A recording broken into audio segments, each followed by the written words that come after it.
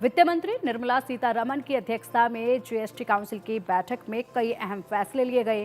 बैठक में कई चीजों और सेवाओं पर जीएसटी की दरें घटाई गई हैं या फिर पूरी तरह से खत्म कर दी गई हैं। तो वहीं कुछ सेवाएं और चीजें ऐसी भी हैं जिन पर जीएसटी दरों में इजाफा किया गया है। जिन चीजों और सेवाओं पर जीएसटी दरें घटाई गई हैं उनमें फोर्टिफाइड राइस, 50% फ्लाई एश से बनी ईंटें और काली मिर्च और किशमिश शामिल हैं।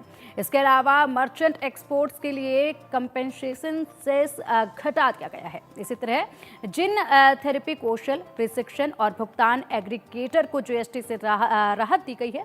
जिन चीजों पर जीएसटी बढ़ाए गए हैं उनमें पुरानी कार और ईवी शामिल है। चलिए अब आपको ग्राफिक्स के जरिए बताते हैं कि बैठक में कौन से अहम फैसले लिए गए हैं और यहाँ पर काउंसिल की बैठक की खास बातें क्या हैं ये आपको बताते हैं। फोर्टिफाइड राइस के कर्नल्स पर जीएसटी दर घटाकर 5% की गई है। 2000 से कम के पेमेंट पर यहाँ एग्रीगेटर्स को जीएसटी से राहत मिलेगी। लोन की शर्तों को नहीं मानने वालों पर बैंक और नॉन बैंकिंग फाइनेंस कंपनीज जो कि पेनल्टी लगाएंगे उस पर जीएसटी नहीं लगेगी।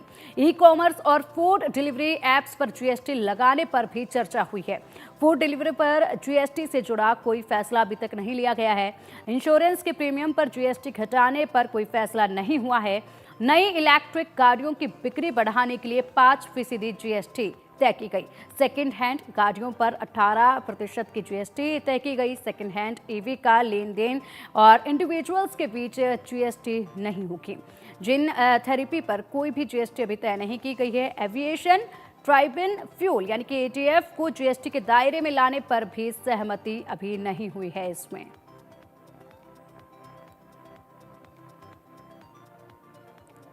देश में जीएसटी 7 साल पहले लागू किया गया था। हालांकि इस पर आज भी कई तरह के भ्रम और लोगों के बीच बहस देखने को मिलती है। जीएसटी के मामले में लोगों की एक शिकायत यह है कि एक ही सामान के लिए अलग अलग टैक्स स्लैब होने से सिस्टम जटिल हो गया है। जैसलमेर में जीएसटी काउंसिल की 55वीं बैठक हुई। वित्त मंत्री निर्मला सीतारमण की अध्यक्षता में इस बैठक में कुछ टैक्स को सरल बनाने की सिफारिशें की गई, लेकिन टैक्स बहस का मुद्दा बन गया। इनमें पॉपकॉर्न और पुरानी कारों पर लगने वाले टैक्स की चर्चा सबसे ज्यादा हो रही है। जीएसटी परिषद ने साफ किया कि नमक और मसालों के साथ खाने के लिए तैयार पॉपकॉर्न अगर पहले से पैक करके बिना लेबल के बेचा जाता है तो उस पर 5% जीएसटी लगेगा।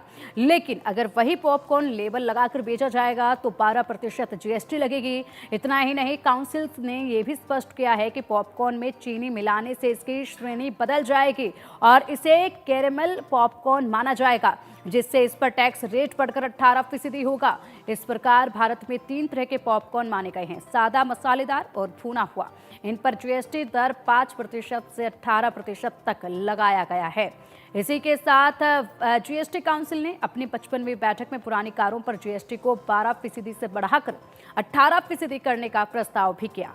टैक्स की यह दर पुरानी कार खरीदकर उसे जिस मार्जिन पर बेचा जाएगा उसी पर लागू होगा।